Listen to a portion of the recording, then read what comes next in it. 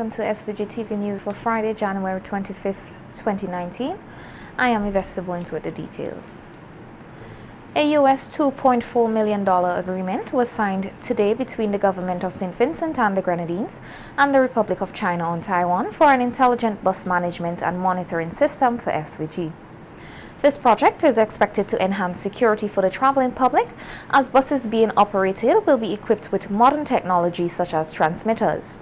Signing on behalf of the government was Minister of Finance Camila Gonzalez, who said that the public will benefit greatly from this system.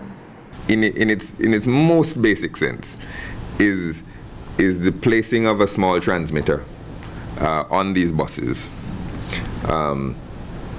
that will provide GPS information about where they are, where they're coming from, where they're going. And the establishment of intelligent bus stops that will allow people not only to congregate and wait for the bus, but provide them with information about the buses that are coming and when their anticipated arrival would be. And provide the public with tools like apps, for example, where you can look up in your phone if you want to ride on Topper and you want to know where that bus is at that particular time. You'll be able to look at your phone. The Ministry of Transport, the ministry responsible for ICT, and the SVG Police Force will be working together to finalize the project. The Minister of Finance said that minibus operators will be given incentives so as to encourage them to be part of the project. Other buses that have already, bus operators that have already seen the potential benefits of this from a competition perspective, from a service perspective, and they have indicated that they are willing to participate as well. That is the e-bus component, and data will be able to be reviewed by the Ministry of Transport and Works, by the authorities, about how many routes are traveled in a particular day, the speed, the duration of time, and this sort of thing. And that will be useful for our urban planning and also for addressing whatever gaps may exist within the transportation network. A second component of the project agreement signed today is for 200 CCTV cameras, which will be installed at strategic locations in Kingstown, the Leeward and Windward side of the island. Minister Gonzalez said installation of the cameras will commence by mid-2019, and this will play a major role in crime fighting and surveillance. In addition to being located at bus stops, they will be located at some high traffic areas and some areas identified by the representatives of the Royal St. Vincent and the Grenadines Police Force as areas that require surveillance. And the requirement for surveillance is not only potential crime hotspots, although that is one criteria, one set of places, but areas that are vulnerable otherwise. For example, you may want to have a camera located near to a vulnerable bridge or transit point, and so that if there's a natural disaster of some sort, you'll be able to look and see if there's been a landslide cutting off the road at this location, or if a bridge has been destroyed at a particular location. The project is expected to be completed in 2021. The Republic of China on Taiwan has been working closely with the relevant ministries in strategizing the rollout of the project, which includes training by the Taiwanese. More the government agencies' employees will have more than 300-hour training courses for operation, management, and maintenance of the systems, because we want the system will, as I just said, that sustainable. So no matter when we set up the system or after we hand over the whole project to the St. Vincent government, we hope it runs very smoothly and benefit all the people of St. Vincent and the Grenadines. individuals, organizations, and other entities interested in conducting scientific research into medicinal marijuana are now being given the opportunity to do so. This through the scientific research platform on medical cannabis launched here today by the Ministry of Agriculture and the Caribbean Agricultural Research and Development Institute, CARDI. At today's launching ceremony, representatives from the Traditional Marijuana Growers Organization signed a memorandum of understanding with the government relating to the transfer of information, which will further assist with the development of the scientific research platform. Minister of Agriculture Caesar said the Ministry of Health issued an order permitting the Ministry of Agriculture and the Bureau of Standards and the University of the West Indies to conduct medical marijuana-based research. He said this is separate and distinctive from the two pieces of legislation adopted by Parliament recently for the establishment of the medical cannabis industry and an amnesty, both of which he said are expected to be operationalized before March this year. The Agriculture Minister said the medicinal cannabis industry must be guided by scientific research and highlighted some of the requirements researchers are expected to meet. Maybe a biology teacher in St. Vincent and the Grenadines who wants to pursue a PhD, and he wants to do it in cannabis, and he wants to begin now. He can simply do a research proposal, submit it to his university first, of course, and once he has the right of way, then that proposal can be brought to the Ministry of Agriculture, where it will be forwarded to the recently established Cannabis Research and Development Unit, which is headed by Dr. Rafiq Bailey, who will review the proposal and will be the local research supervisor. So what we're basically here to discuss today is how we're going to operationalize and fully execute the establishment of a research and development scientific platform for cannabis here in St. Vincent and the Grenadines. Minister Caesar said the Bureau of Standards and the Tissue Culture Lab will both play a critical role in the research process. He said the ministry is also examining ways that this country can protect its unique strains of marijuana. In fact, the discussions are well on the way as to how we can multiply plant material here in St. Vincent and the Grenadines, utilizing the tissue culture opportunities that we have. Also the establishment of a germplasm, and importantly, a seed bank. It's going to be very important that we establish a seed bank in St. Vincent and the Grenadines where we can have a profile of all the seeds and we can study scientifically. It is a model that is evolving around the region and around the world that we have to protect our local strains, and the Ministry of Agriculture, we are already in a discussion with the Office of the Attorney General to ensure that we will have the requisite legislation in place to protect the local strains which we have here in St. Vincent and the Grenadines. Minister Caesar said that soon researchers regionally and internationally will be here to interact with the local traditional growers. He said this is important in the creation of a competitive marijuana industry based on science and technology. Over the next few weeks, we can expect several persons, professors from different universities coming into St. Vincent and the Grenadines, also persons who are into the sciences here in St. Vincent and the Grenadines, to be interacting with the traditional cultivators, interacting with members of the Rastafarian community and with members of the Cannabis Revival Committee as they share experiences, as they share the science. And at the end of the day, what we wish to come out of all of this is an indigenous, homegrown body of knowledge, which we can put down in writing, can put it down, and we can preserve it and that persons who are coming into St. Vincent and the Grenadines, when they come, they can have a full experience and share in the research work. Meanwhile, Executive Director of the Bureau of Standards, Ezra Ledger, said if medicinal marijuana is to be treated as a medicine, it must meet the same standards of quality and safety that is expected from prescription drugs.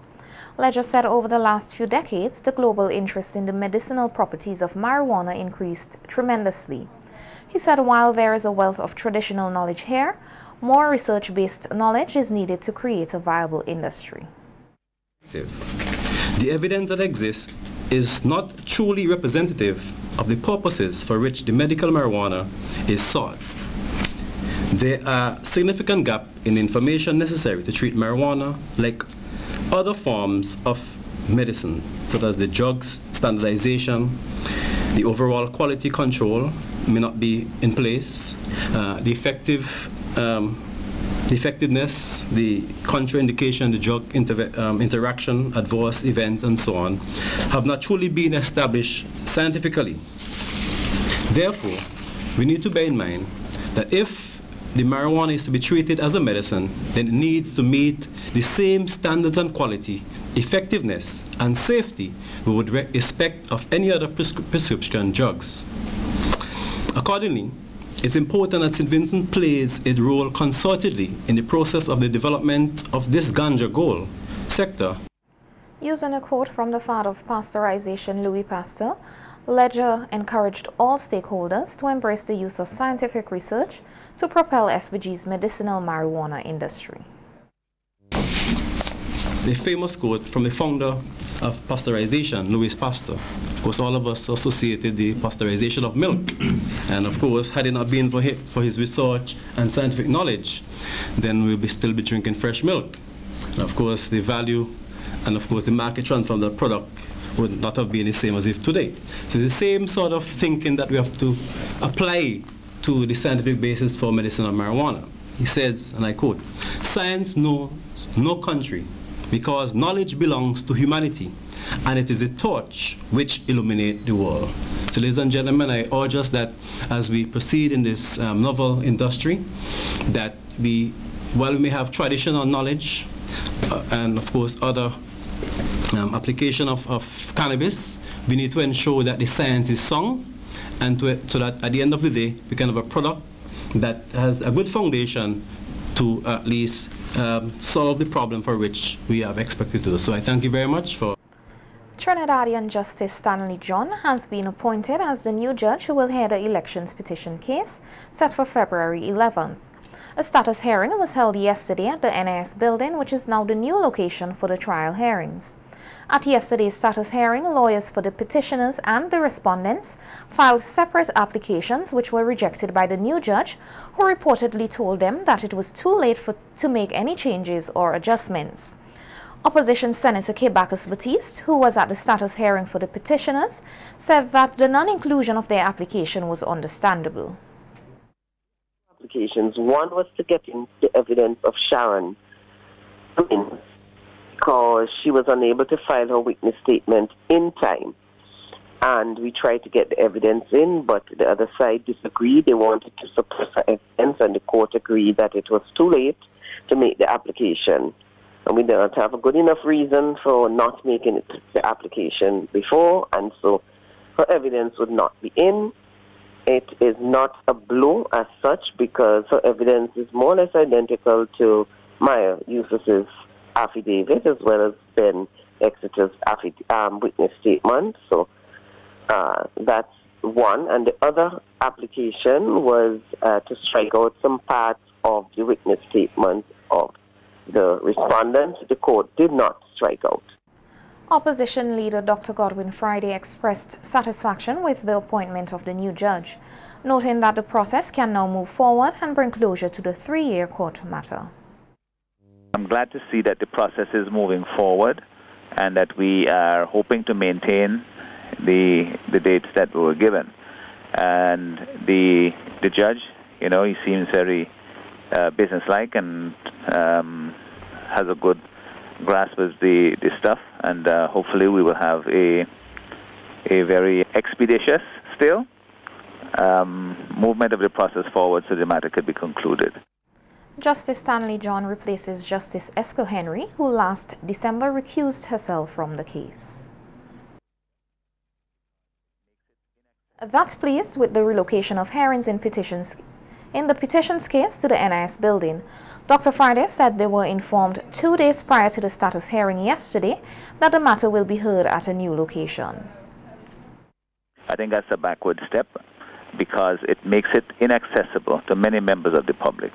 The court, this is a matter of grave public interest, and the matter should really be in the regular courtroom where people who know that the petitions are going on, they can drop by and, climb the stairs to get up there. There are more stairs to climb going up by the NIS building.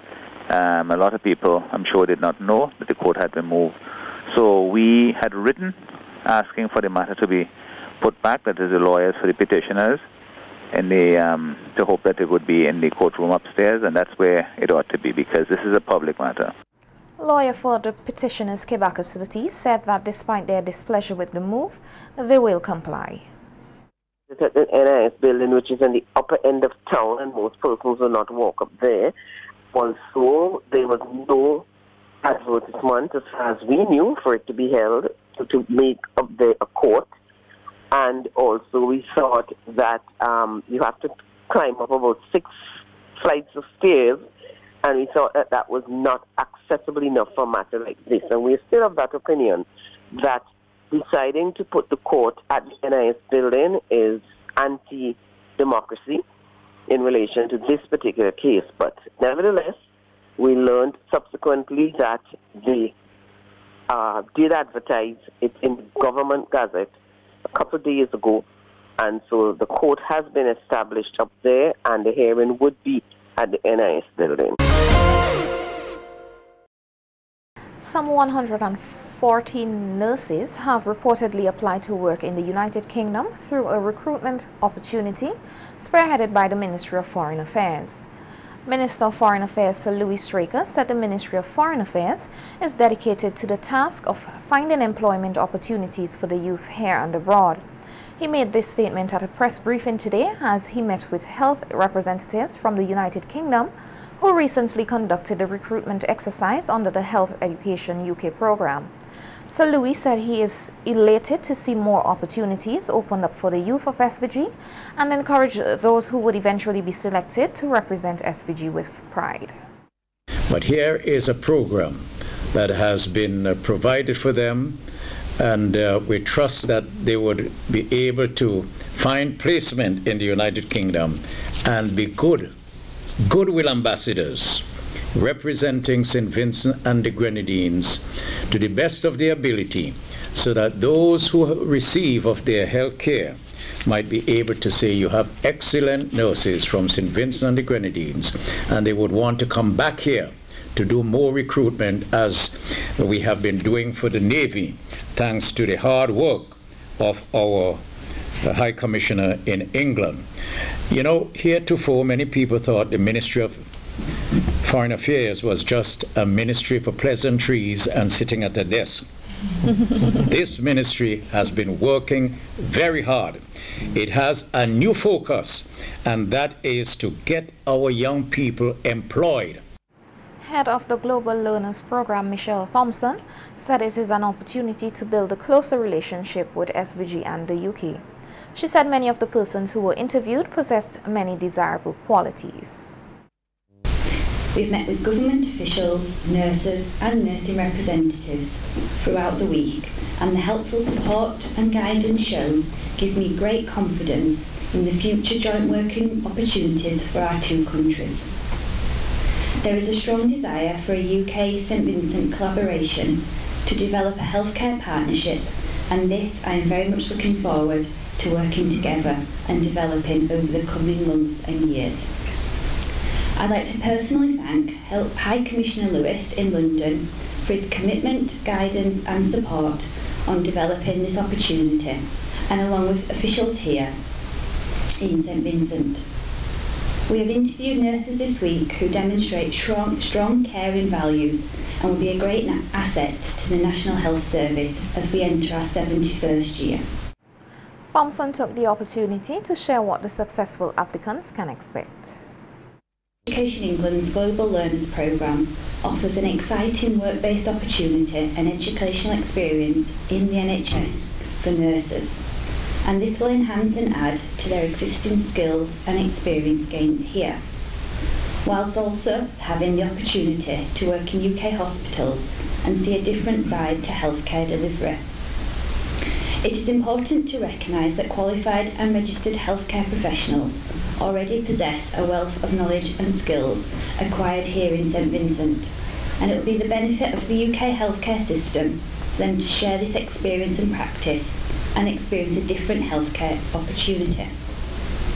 The NHS can learn from their skills, knowledge and experience, and I'm confident they will help to improve and contribute to deliver healthcare in a world-class, patient-focused system. So thank you again for your warm welcome, and we look forward to welcoming our first St Vincent nurses into the NHS. Marian House has commenced its 2019 Youth Assistance Program. The program started with an orientation last Thursday. Deputy Director of Marian House, Jeannie Oliver, told SVG-TV News, this year the program has attracted more youth from across the country.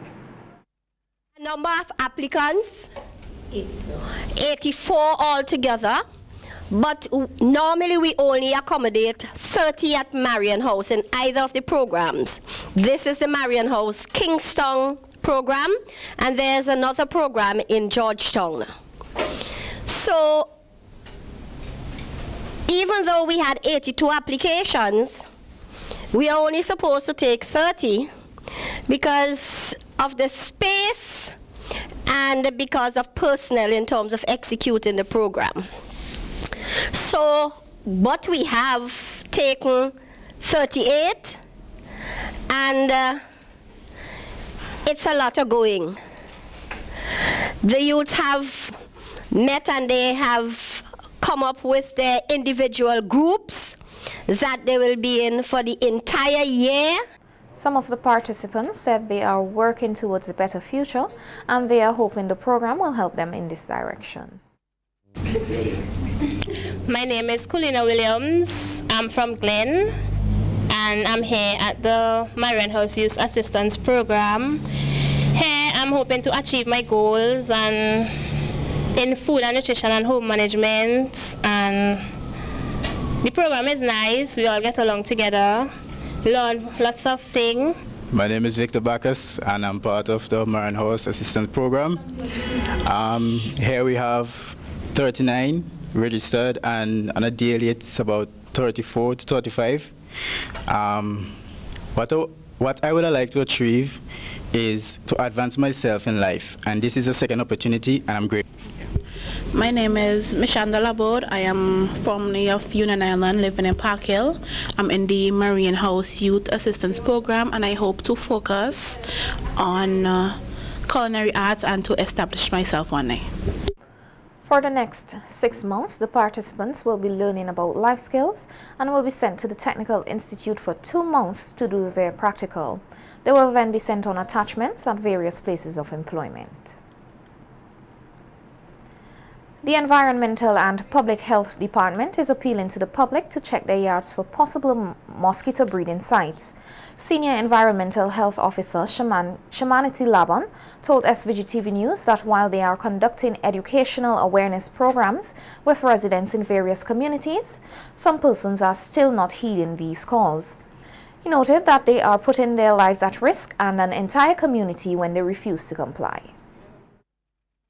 I want each of us to be ambassadors for our environment, because whatever is being done in your environment can also have implications on not only yourself but also others living around you.